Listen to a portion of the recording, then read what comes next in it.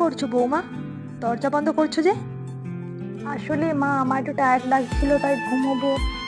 তো কি হয়েছে? এখন ভর দুপুর বেলা দরজা বন্ধ করছো, বাবুও ঘরে নেই। আমাদের বাড়িতে এসব চলে না। ঠিক আছে মা। সুরে গানে কবিতা, সুরে সুরে গানে কবিতা। ও মা, এটা তো কালাকান্দ। কি করছো বৌমা? অতিথিদের জন্য মিষ্টিগুলো আনা হয়েছে।